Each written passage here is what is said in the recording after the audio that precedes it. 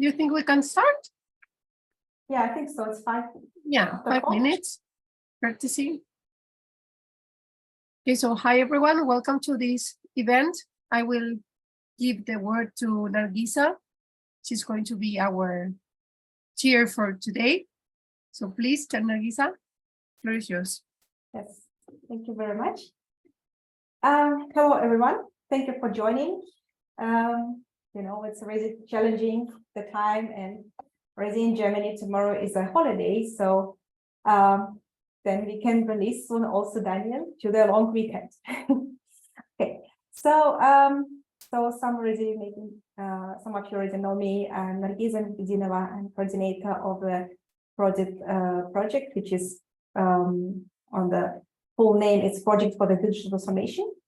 And today we have an honor to have a guest from Unity AG. It's a big management consultancy in Germany.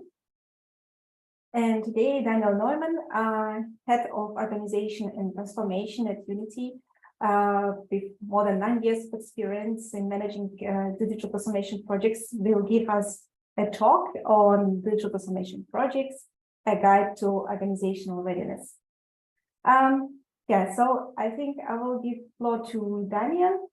Maybe Daniel, you can tell us what is behind your role and what are the projects which are managing. What is the type of them? Thank you very much for having me today. Yeah, also a nice welcome from my side. Yeah, my name is Daniel Neumann. I'm from Unity. We are a management consultancy mainly based in Germany, but we have also facilities in Switzerland, in Germany. We have 8 locations. We are in China and also in EMEA. So therefore, expanding with our customers. We are management consultancy for, let's say, strategy, innovation, but also, of course, for transformation, and that across all professionalities. That means IT transformations, for example, but also factory planning and rebuilding, for example, for planning of factories, down to process adaptations, down to training and coaching. We try to be the one-stop shop for management consultancy and techniques and whatever is behind that. And that also means, speaking of digital transformation, yes, of course, we try to be the best provider in supporting each and every strategy implementation project, but also having the strategy project also. So in that context, I am responsible for all of our service offerings or products which are in the area of organizational development, so reorganization, like, for example, we want to become more agile. What does it actually mean for my company? But also in transformation, that after defining a goal, defining a future organizational structure, how do I get there? What are the elements I have to take care of? Speaking of having clear strategy in mind, defining a proper structure, having clear processes in mind, what is actually the thing I want to do in the future? And then coming down to what is the impact on the employees? What does this have effect on leadership, and how do I have to enable my leaders to lead in such a change? And yeah, last but not least, it all ends up in, well, changing also some kind of culture and cultural behavior if I try to have a large leap in the organization. And in that role, I'm responsible both for service offerings, but also for having the right competences in place in our firm, also to actually support that and consult this. So also I'm responsible for the competence management process, and also for that having the right skills, having the correct problems and solutions in place, so to say, to identify early that, and that's something we're seeing right now very often, having IT transformations, for example, because an ERP system is being replaced, and then having, of course, the right competences in place to facilitate and support this change. And what is special in that specifically actually is the part of the more and more human-centered approach on change, which we are observing. That means the demand of executive and leadership coaching is increasing very, very quickly. And this is really something interesting to dig into. And I think also the case I brought here today, or I'll be bringing here today, will highlight that also. Thank you, Daniel. Yes, this is exactly what I wanted to ask as the next. So it's very intriguing title of the webinar today. It's about the guide to organizational readiness. Can you specify what is the project or project case behind it, and what is actually unique and specific about it? Yeah, let me quickly give a few sentences on that. I want to talk about a project which we have supported last year from around about January to October. So therefore, we're talking about 10 months of time, and we are in a company, large logistics corporation, so to say, with the aim for reorganizing the IT department. The IT department is around about 1,200 people large, and therefore quite impressively large. And this is without any external developers and whatever. And of those, they had around about 400 at that time. The problem they had is actually they were not very let's say customer centric. They were good at providing laptops. They were good at providing basic services to the employees as it's needed. The issue that arose is that the other departments, let it be marketing, let it be sales, let it be logistics, whatever it is, they started to observe that they have to become a bit more digital to be able to provide better solutions to their customers, like whatever, a tracking app for whatever they do, or things like that. And instead of talking to the IT department, they basically decided to say, we just hire an agency and they will build some kind of app for us because we cannot rely and wait for the IT department. And this actually happened not only once, but more than 20 times in the time before. That means actually the existing partner for whatever IT solution design and so on was not even asked. And this is bad for the overall enterprise architecture, of course, because I have to handle several differently built apps and have to maintain them and so on. This can become very risky from a data perspective, but also it's just more expensive. And secondly, no one coordinated if there are things that have been duplicated build, for example, and those things. So therefore, you just have a zoo of funny applications and services in the end. And therefore, the strategic goal has been set to say, okay, we have to make our IT more attractive actually for the business, so the business sees the opportunity and potential to actually build things with them together instead of just hiring some developer from offshore. And this is actually the basic goal. That has been the basic goal. So preparing the competences, but also thinking about the organizational structure of this company and especially of this IT department to be, on the one hand, the fast, agile, and quick solution provider, developer, and whatever. We are talking about DevOps and all those things in terms of providing solutions and applications. But on the other hand, of course, still provide reliable basic infrastructure, network solutions. Of course, my smartphones and all those things the normal employees want to have and need, including, of course, basic services like ERP, and the CRM still has to work and so on. So that's actually the frame where we started to get into, and our goal was to and our target was actually to come up with a target design which provides both of these roles, right? So the reliable old IT still has to work, but we want to be more sitting on the lap of our customer, which are the other departments, and be able to provide professional solutions in an agile manner. Only 9 months of time till the transition because time was running. So the problem was quite older actually, but now the CEO gave a deadline, and this is what is mostly the trigger actually of such changes. Someone decides, okay, we have to get finished here. And this is basically the frame condition which we've been facing there, and that means having a transformation project in place, which a large organizational impact in the first moment, like we were talking about splitting of competences, but this entire IT department still has I would say lots of issues in having the right skills in place actually to build software products.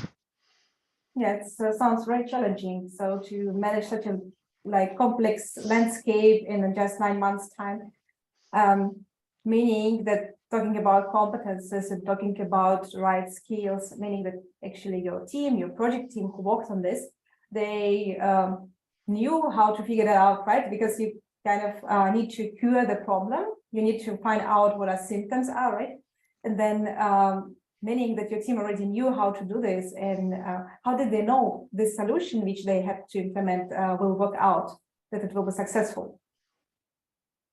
So maybe I can try how we tackled this. So we from a consultancy perspective, usually you would say it's pretty clear, right? So you need a bimodal IT mode, and you have to think about two types and two, I would say, operating systems for your entire IT department, which has then come together to over one CIO, so to say.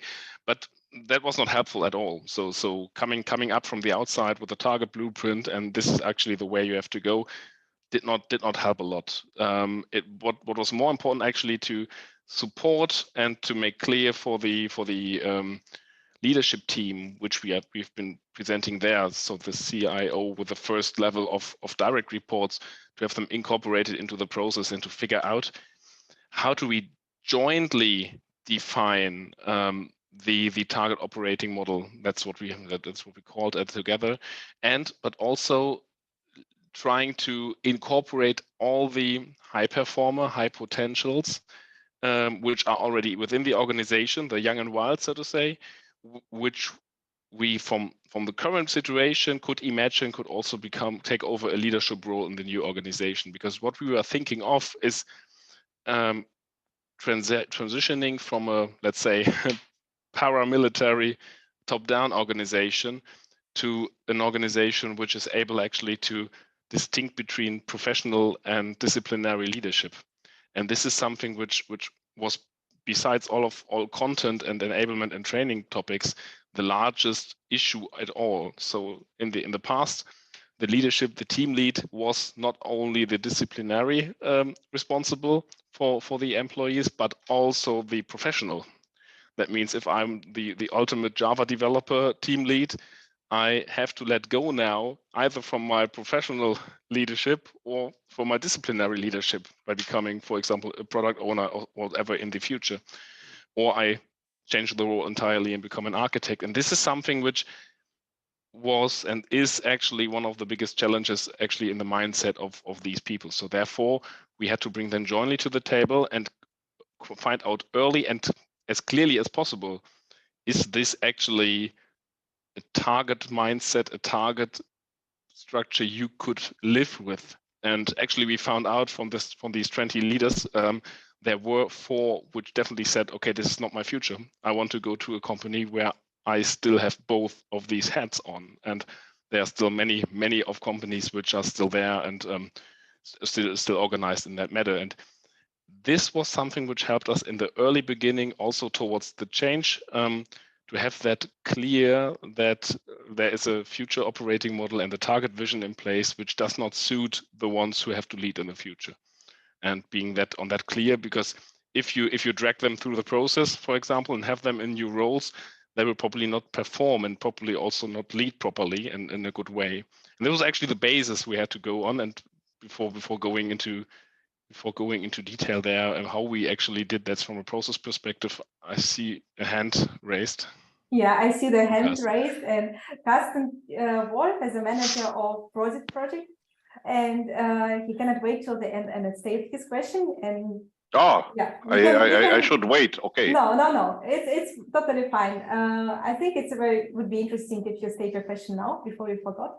Yeah, I would like to ask Daniel, there is a lot of talk about people who are resisting to change from the old hierarchical world to the new world. But what about the people who appreciate this? I remember from my professional career, the bureaucracy of being a department head. I had not really an interest into this. Yeah, I found it boring and purely bureaucratic work. So maybe there's people, not only people who are newcomers, but also people who are already in the organization and who never liked the hierarchy. So is this also a thing that people appreciate it and are looking forward to such a change? There were definitely some, but actually they were the majority of the ones actually coming to that conclusion, actually, that it has quite some benefits to change sides, so to say. But to get them on board was much easier to get a clarification with those who struggled and those who were actually, well, I would not say preventing the change. That's the wrong term. The idea to the question, or the answer to the question, can I imagine actually to fulfill such a role? Do I actually anticipate and think that I could fit into such a role and can, let's say, develop myself into such a role? That was actually the coaching process we had to actually facilitate and take a look at. And to be honest, they have not had a reorganization for 10, I think 15 years beforehand. So the entire incentive model, the entire cultural perspective of a leader was based on how many direct reports do I have. And they measured themselves like, okay, I'm responsible for 60, so therefore I'm the cooler one. And getting this idea and this mindset that was suddenly not important and not valuable anymore in the new model is something that leads you directly into the first stage of change. And this is something where we had to take a proper look at and make it very clear also to these leaders, because with 20 people, that's a process you can partly overlook. If you would have directly communicated the entire change to 1,200 people, this is something you cannot roll back. So therefore, that was actually stage one: get a proper target picture with the entire team, backed by the C-level, and then try to see what does it do with the current leadership team, and where do we see potentials, for example, who could say, okay, we could imagine, or I could imagine personally, to step up into such a role for later. And then supporting them actually in parallel to all the content that has been developed afterwards, right? So the entire work of what is actually the entire processes that lie behind, what is the detailed org chart and so on. That was something which has not been developed to that point, but the clear direction to, okay, there will be a distinction in leadership roles later, and there will be not this one person owning the content perspective and the disciplinary perspective, because realistically that's not useful anymore in that context. Was something which, in my opinion, one of the biggest issues we had to tackle, because from other projects we have learned that not taking a look at that properly brings you to a situation where you, for example, have team leads and leaders going into transition to a new model, and within the first 6 months after transitioning, after the actual change that happened, you see them leave, right? And leaving and losing your leadership team directly after an organizational change is a very, very bad sign to everyone else. So therefore, this is utmost important to have them on board. Okay, Carsten, do you have a follow-up question? No? Yeah, I would have, because I think that this development of roles, so there is, of course, there's organizations that are still trying to introduce process organization. There's companies or organizations that still try to introduce hierarchy models and even a matrix organization. And yeah, time goes over this, yeah, so it is not useful anymore. It is a question of culture. Yeah? So to develop these roles is not only of a company culture, but also of a professional culture. I also know the times when we were saying this is the number of stars on their shoulders. Yeah, how many direct reports. Yeah, and it was not only in the organization, it was also at a party in the evening. It was a talk. How many direct reports do you have? Yeah, so how big is your Mercedes and so on. But we are beyond this now. Yeah, so if you are at the wrong party and telling how big your Mercedes is, then they might not like you anymore. So this is, for me, the underlying question: does it if people don't like this or organizations don't like this, will they not be overrun by the development, the cultural development that is happening in the whole business environment? Yeah. So basically, if you put it wrongly, yes, you will overrun them, definitely. So I mean, you need to be clear, especially if you're not having so much time in designing a future operating model, which has to be feasible and working for a large amount of people. You have to become clear in what you want to achieve as a company very quick, and have to make clear the requirements changed in the market or the requirements changed within our company, which lead us to actually a change of this model as we're having right now, as we are, for example, already lagging behind anyhow. And in the target benchmark, we see that we don't get any applications from people with an age below 28, for example. Those are indications which have to be brought on the table and made clear to these people who say, okay, hey, come on, doesn't have to do anything with me. I still have my Mercedes or maybe two, and I'm happy with that. What you should not do in that situation is actually try to say, okay, come on, they will settle and they will somehow get along with it. This is something someone has to make clear, and this is actually the most important role of in this case, in our project, in this case, the CIO himself, to say, I have an expectation, I want to lead in the following way in the future, and you have to follow me on that train and on that role and on that track as a leadership team. And they early see if people say, okay, come on, I can imagine, I can anticipate that properly or not. And then going into discussion, say, okay, can we design a way for you, a path for you, where we have a roadmap of whatever, 1-2 years, I don't know, where this can be feasible for you, including whatever coaching, enablement, and whatever. Is that a path you want to go with us or not? And this is something which is really important to clarify before. Otherwise, you will find the symptoms later, like shadow IT, and you have some silo somewhere anyhow hidden in the organization because someone actually did not in reality let go of his wish to lead also from a professional perspective, and therefore. In this level, clarity is the most important thing. If you come to initial communication, for example, and also let's say project marketing for such a reorganization, we are talking about something different in my opinion. But if you want to have a large number of employees following on really strategic change and cultural change, you just indicated, Carsten, then definitely you need clarity and full clarity and honesty in the leadership team. Yeah, that's really important. Maybe that's something that was not necessary in earlier reorganizations, for example, from jumping from a hierarchy, from a strong hierarchy into a matrix, maybe. But anyhow, I still think this is also important in such a transition. But it becomes now faster clear if someone is not on track on the goal, because such a reorganization, changing the leadership structure and the leadership model itself, going to a more, let's say, agile perspective and having someone else saying what is actually important to do. This is something where you quickly see or very early see symptoms of someone not pulling through. Thank you. Yeah. Yeah, so many that, again, jumping back, you had like 9 months and you already mentioned what kind of people was supposed to work on the project and the attitude and mindset and so on. Meaning that you had to bring experienced team pretty quick, right? You cannot wait to hire them and so on. You already set up a team of people who would work on this project. Is there a special procedure or approaches at Unity which you apply for this kind of scenarios, how you build up a team, how you assign people to projects and so on? So in this case, let me start with the concrete and with the specific project, and then try to elaborate a little bit more on the model, how we try to apply that.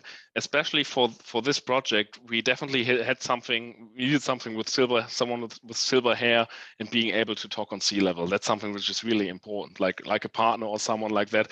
But not only any partner, but some partner who is actually having knowledge and a track record in something with IT, because Otherwise, you're not being properly accepted by the one you have on the other end. So this is something which was really important to get early as possible, to actually release our C-level, let's say, our senior on that level. We have a proper counterpart.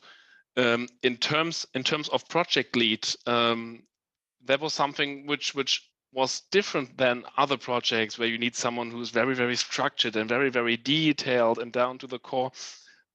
That was not the case. There was something needed, and someone needed who's actually able to get this leadership team who is responsible for designing the target model. I indicated that earlier, to get them actually on board, to give them not too much guidance, because you want to have them actually bringing in their input and realizing themselves. So in the end, there is coming up a model which the leadership team worked on jointly together as a first achievement of this reorganization, which really bonds themselves also together, but also to the model.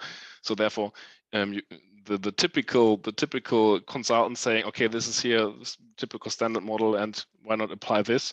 That was not helpful. So there was more than an inspirator on a project lead perspective than a really narrowed down MS project guy. And well, in the end, ideally an armada of, and with an armada I mean 3 people who know about actually proper agile process, but also IT service management processes actually in one bucket. One change manager who's actually experienced in organizational change, so maybe also with some experience in really in business coaching, maybe even with a track record, maybe even on that. Well, and lastly, you still need someone with knowledge of architecture, IT architecture, because if you think about changing an organizational structure of more than 1,000 people in such a company context, you have to touch at least 15 to 20 systems in the end. So the personnel system where you have to, so the personnel system where you have to reattach the team leads from the earlier, where you have to change the role system, which has then impact on the active sourcing team in HR, and those someone who has to actually go deep down into the system and the process architecture of the current company, saying, okay, if we are now rolling the dice and changing quite a lot, then it has impact actually on the current legacy organization, so to say, on the REST organization. And this is something we had to set up very, very early. And in Unity, we have a model. Whenever we start a project, we define, we call it a shamrock, so with four leaves. And these shamrocks are actually placed with the project lead, the head of business, so actually the salesperson who is actually initiated and knowing the company and knowing the other perspective very, very well. A team lead on our end who is responsible for staffing and organizing the right competences which are needed, and actually an expert who knows and has experience in actually solving such a problem in the past. And they are not needed full time, but they have to meet at least once a week properly to take a look jointly together on the project and say, are we still having the right approach and the right people for the issue we are having here? Do we have to change a course, or do we have to quickly initiate and plan relocation of a person, for example, and stuff someone out and someone in? By following this very, very strictly, you have at least on a weekly basis the chance to trigger the rest of the organization, the consulting organization on our side, to say, okay, we have to change something. In critical phases, you can do that every 3 days, for example. You can do it also twice a week if that's really, really critical. And this way, everyone in the organization was quickly aware of if there's something stuck within the project, if there have been new challenges, for example. This can also happen, right? You stuff someone in with knowledge of agile processes, and then you find out, okay, that's actually not your problem. You have your own agile experts in place. You don't need them. We need a second change manager because the guys don't talk to each other. This is something we have to find out early and have to restuff early. And this is also from our perspective more of a success factor than having I would say the 20, 30 certifications on organizational structures and organizational development, for example. So adapting to the customer, so to say, to the problem. Yeah, that's exactly what I wanted to ask you. Basically, you didn't do any kind of training at the beginning, because in between you kind of see, okay, there's a problem, how you can solve it, probably with the specific competence or knowledge of a person from different team, or like in general from your organization, right? And So, yeah, basically, how do you have a specific approach? Like, where do you retrieve this information that there is something behind, okay. that people have something available? So basically two things as a source. So coming to your training question, if you're within the project and you're really are within the system, and you are really being, let's say, fully booked with, let's say, meetings, conceptual work, and so on, it is really important, really difficult actually, to get a 3-day process management training somehow in between. So training someone specifically and pulling this person out of the project, even though he's very important, is nearly impossible in such a context. So it would be good if someone had this training had beforehand. So therefore, the solution, the better solution, is either to say, okay, we have to restuff. Is there someone else who is fitting to that profile, or who's the 1 or 2 persons who can invest 3 hours, half a day, quickly to ramp this person up, who is now dig down in the project. This is something which is really important. That's why we have this team lead in the Shamrock, because he has the mandate and can directly trigger the other team leads in terms of, okay, we have a specific competence need. How can we solve that properly? To identify those people, you either call each team lead within our organization, which is a larger 2-digit number. Or you have some system in place where you already utilize something like competence and competence documentation. And we have a model that within our personnel system, each and every employee is able to, and is also strongly asked for, putting their competence in a predefined structure. So that means our consultancy services and everything we need to deliver these consultancy services is mapped to, we call that products. So like experience, high experience in change management, for example, is something I could tag there and could say, okay, I have high experience in change management, or also in agile excellence methods, or whatever. And this is something that is being reviewed yearly together with the team lead in the yearly talks, for example. So this is more or less up to date. So that means each and every employee, not only the team leads, but also the expert or whatever, can look on their own who could fit into the requirements we are observing here in the project, and already give, let's say, some kind of search corridor for the team lead. For example, okay, we see now there are 5 guys who have this whatever certificate where the customer explicitly asked for example, to quickly have a look and quickly have a talk. Can we someone pull out of a different project, or can we get them, for example, 5 days a month or something like this, to get into this discussion actually? And this is something which helps really in navigating, because if you have, let's say, more than 200 consultants there, not everyone knows what everyone else knows and has experience with, of course. And you don't want to read all of the CVs of these people. This will be the alternative. This is impossible. And therefore you need the combination of, let's say, sufficiently deep and detailed structured way of navigating through the competences. But of course, still you need to talk to the other team leads and say, okay, come on, maybe we have different ideas here. And this pushing this approach and getting these demands and requests as early as possible. This is why we have the Shamrock model, so that not only the project lead is the one who says we are missing some competences, but also what we call expert, who not necessarily has to be part of the project itself, can take a look from the helicopter view and say, oh, come on, you're the first one who tried this way. Come on, let's do it better this way. And therefore you need a following expertise on top. Having these discussions on a weekly basis, for example, is really important there. And this is an important invest here.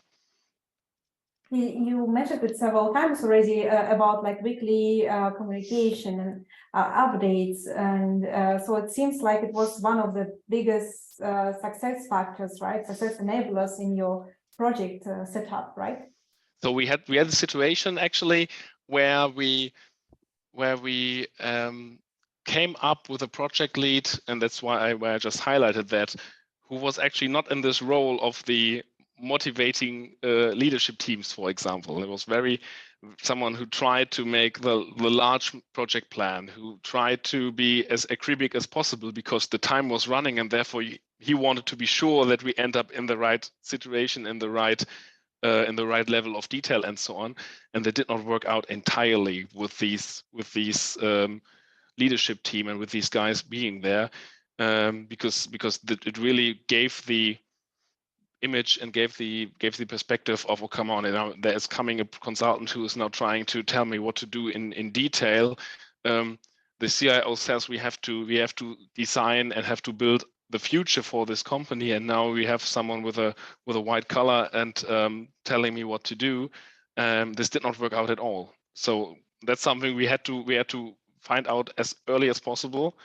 And it was not the project lead who actually discovered this, because this person said, okay, I did everything we had to do in a proper way, but how do I identify that there's something on the interpersonal level? Because sometimes people do not really fit together. That's just reality. And having this cycle of people to talk about this and to identify this and then say, okay, come on, you did a really good job as a project lead, but the context doesn't fit. You go somewhere else. This is something which is important, and then to adjust quickly. Okay, yeah, and it seems like the entire project team made a good job in general, right? Because I think you managed in 9 months, right? So the time constraints are there, but was there something else that your customer would be particularly happy about? So actually, yes, we had the transition of the organizational structure to 1st of September, and this is also something which we underestimated, to be honest, in the beginning. The follow up and update of all the IT systems, of all these technical systems, having that everyone with his or her badge to the office would come into the right areas of the company building and so on. This also needed another month of time. So therefore we had a staggered go live, the organizational part having a new boss and so on. That happened to the 1st of September, and the 1st of October now then all other systems have been aligned and have been properly working together. So therefore, yes, it worked out. The leadership team jointly took, I think, 2 weeks of vacation afterwards, and the first week of that they went together to Mallorca. So therefore, it was actually also quite good and really good in bonding for them together. So therefore, that was pretty good. The customer himself was actually happy in a way that he said that we gave a proper structure actually where they could develop in, but still having, of course, a backup plan in mind and in our hand, which we of course shared with the CIO himself, but not with the rest of the team, of course. So say, okay, if anything goes really bad, we have a backup which is 90% compatible with what the others are building right now. So therefore, it would not be so hard and not so bad to do so. This gave the CIO sufficient courage to say, okay, come on, we pull this through, because otherwise there would have been some kind of red flag somewhere in June, July, because there was, of course, like in any change curve, in every change curve, there was a valley of tears in between April and May, where all of that seemed for most of the people as an impossible job. There's far too many details and so on, and this was also a phase where the team had to go through. But having the confidential perspective also that the CIO trusted us was actually very, very good, and also an enabler actually to not stop or to adapt something. So therefore the team was safe to go through their teaming process, their Tuckman cycle, but also of course through their own personal change cycle. And if you summarize it, so So if you consider the project as like a learning process, so after you finish this project, can you say like what were the main three, let's say, main things which you learned after this project was successfully done? So what I can speak for the entire project team because the retrospective was a really good one. So one is actually for actually this kind of transformation, the details will come on their own. So trying to start too deep, too detailed, so say, okay, come on, our strategic goals is a list of 25 bullets and they are measurable in this and that way. This will come as soon anyhow, without doing anything. Having the clear mandate and having the clear, let's say, frame conditions, but also boundaries, things which are holy cows and not to touch. We will not exceed the organizational structure of the IT. We will not jump into the departments, for example. Having this very, very clear in the beginning, having that with the company head of also clarified is something which is really, really important, because otherwise you will not succeed in your reorganization, right? So because then you will start incorporating other departments, then you probably also have again the leadership discussions and so on. This is something which is really, really difficult and therefore really important. Scope. Another thing was actually, well, working as one team. So besides this regular Shamrock meetings, there have been no additional, well, the Unity team, internal meetings and so on, only in escalations or anything, if anything goes wrong. Besides that, the company perspective and the company people have been also in the same meetings as we did. So there was no wall in between. There was a working together, and this was the mode they also appreciated properly, because they had the feeling, okay, come on, they also discuss Unity versus Unity in this discussion. Okay, that makes it authentic and makes it clear that we are not being played with. And the third thing actually was working physically together. I mean, we are talking about over Zoom right now. We are really got learned to work entirely virtually, but deciding over, let's say, other employees, over colleagues' fate in a proper way is something you need to talk about person to person, because you will not see any glimpse in the eye. You will not see any whatever movements of a person when he or she sees, okay, come on, this has an impact. I get a bit some kind of fear or something in that situation. To get quickly to the core of the problems and being able to discuss that and mediate or moderate those, it was really important to be as much on site as possible. And that was not a problem for us, but partly really a problem for them, because they just learned to work from home. They were just not used to have half a day workshop together in a physical environment, and that every second day. This was something which really was difficult also for them, but was really, really a large success factor in this case. Thank you. Thank you very much. It was very, very interesting to follow this story behind the case. So maybe I invite the audience, some participants we have here online, if you have some questions, maybe Carsten, you have some to ask. Let the others ask first. I have already asked questions. Who else has questions? Carolina, maybe. Yeah, hi Daniel. Hi. I have a question regarding this change management, and you said that all the departments, they have to be involved in this change. So I guess that the rhythm of getting on track of this new change was totally different between the departments. How did you manage to couple that?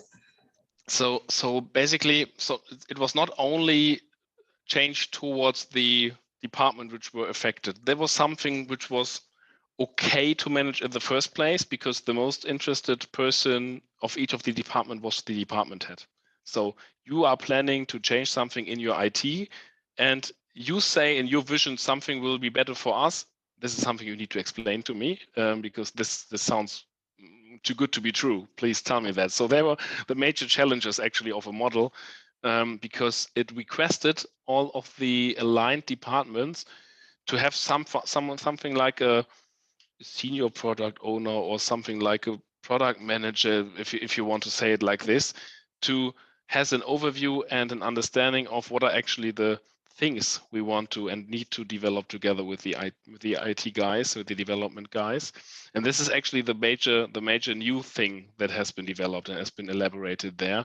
So the change was towards the departments. The most important and the most difficult part is actually the having the department heads on board and having workshops with those.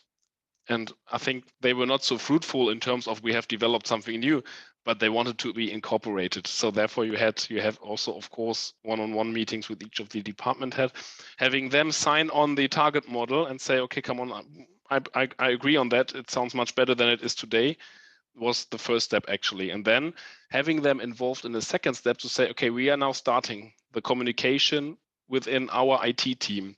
Take a look at these contents. We will publish those anyway into our department, but concerning your department, we could imagine this could fit also quite good for you. Shall we do that together, or do we want to do that on your own? And then of course they raised their hand up. I don't have any capacity for change management, so therefore of course you also had to do that for them.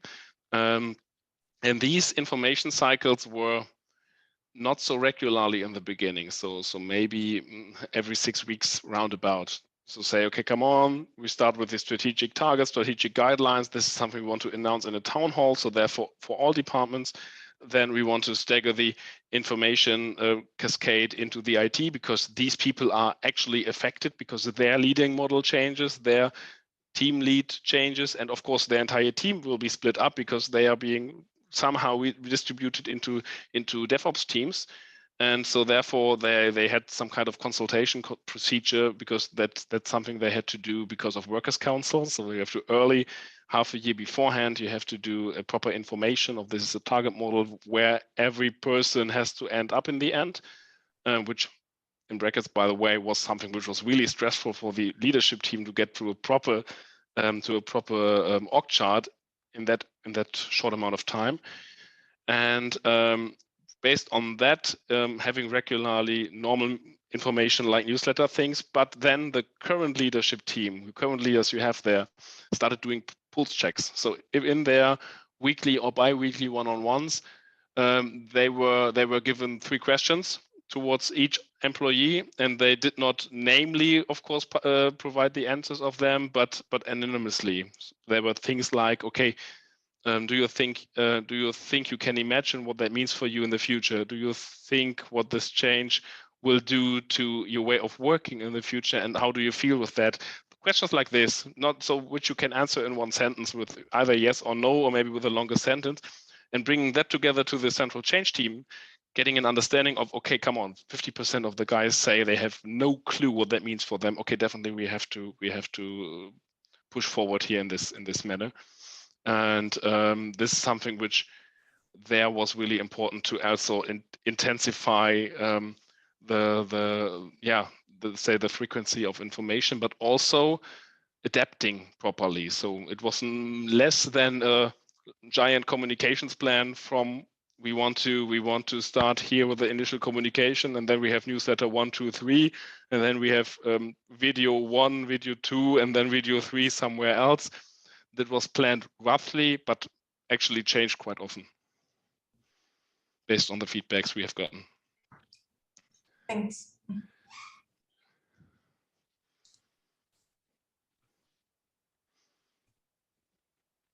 Okay, then the minute of advertisement, I just wanted to mention that change management was mentioned as #1 factor for successful digital transformation.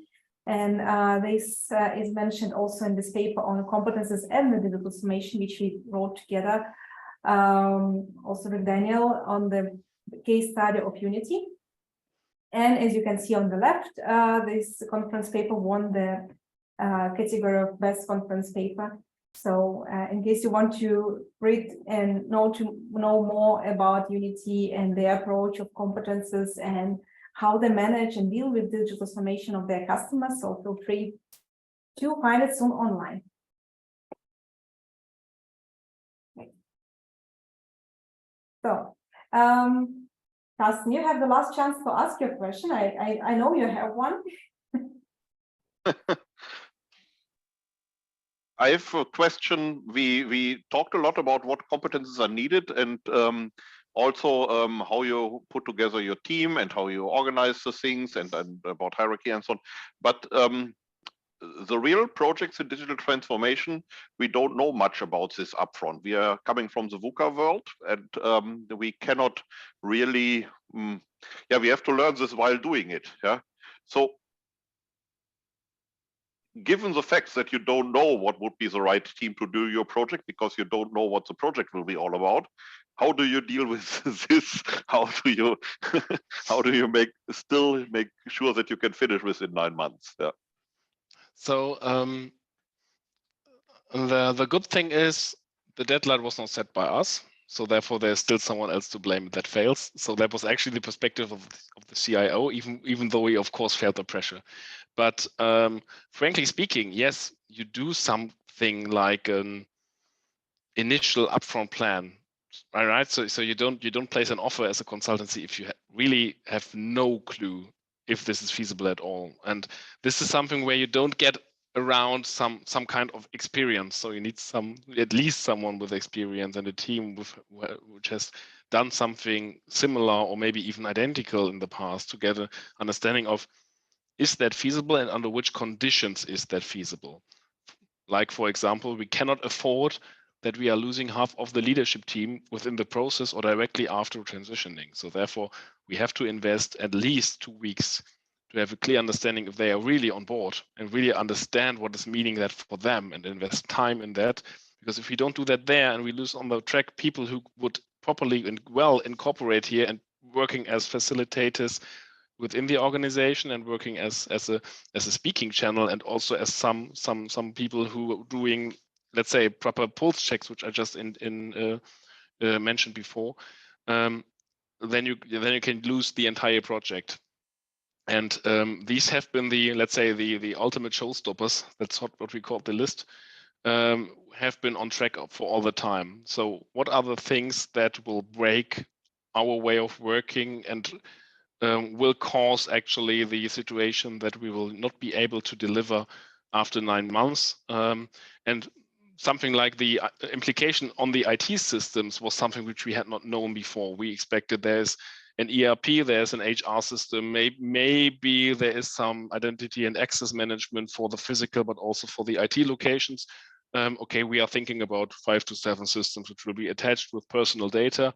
No luck, very fragmented IT.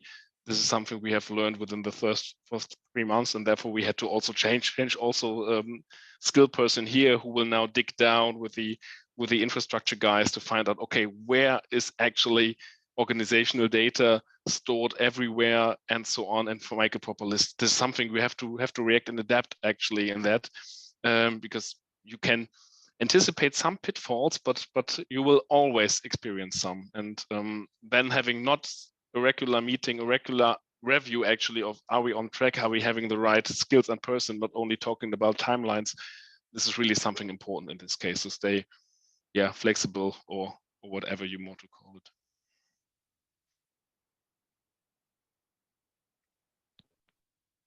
Okay, so Nargiza, we call it a day, or what will happen?